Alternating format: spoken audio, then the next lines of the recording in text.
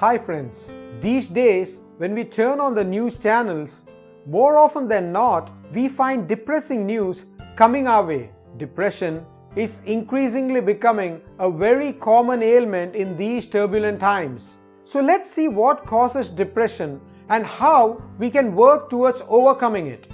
Of course, all of us are well aware of the usual causes of depression like health problems, work issues, financial worries, and relationship issues. There are others as well that are not so well known as causes for depression.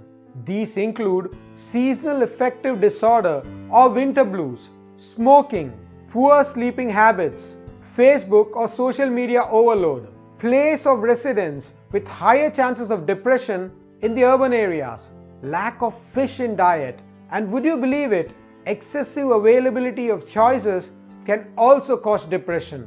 Now, what really goes on in our brain when we feel depressed? Is it just a case of some chemical imbalance in the brain that affects a sizable 5% of the world's population? According to scientists, when we are depressed, our brain does not get adequate amount of a particular feel-good chemical called serotonin. Many of the drugs prescribed for depression boost serotonin levels. Recent research has also indicated that there are changes to the shape of the brain when we undergo mood disorders. Certain parts of the brain shrink under depression, especially a part called hippocampus, which is associated with making and recalling memories. This brain shrinkage called atrophy is also associated with Alzheimer's. So what can we do to overcome or reverse depression when we feel the entire world is conspiring against us? Of course, severe clinical depression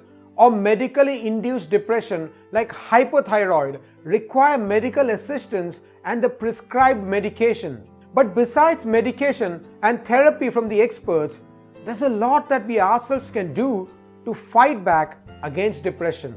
Number one, and the most important of these, is to be physically active and regular exercise, which has long-term benefits against depression. Exercising boosts the level of feel-good chemicals in the brain called endorphins. Number two is to eat healthy. If depression can lead us to overeating, getting a handle on what you eat can make us feel better. Foods with omega-3 fatty acids like fish and tuna or folic acid like spinach are helpful while fighting depression.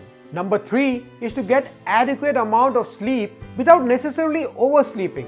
I know it's difficult to get sleep in a depressed mood, but inadequate sleep only makes it worse.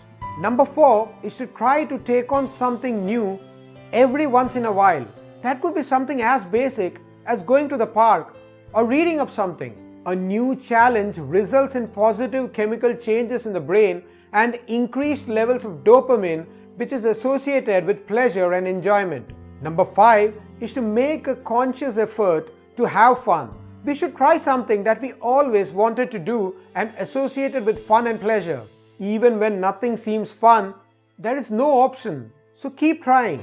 And lastly, take on responsibilities and set goals. However small or basic, it is vitally important to stay involved and the need for delivering on daily responsibilities, which will force us to a lifestyle that counters depression.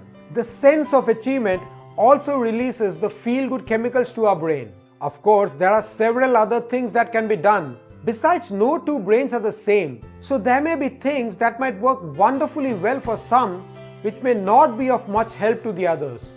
I do hope that you found this brief video useful and would request you to like it, share it, and subscribe to the channel. I will see you soon, and thanks for watching.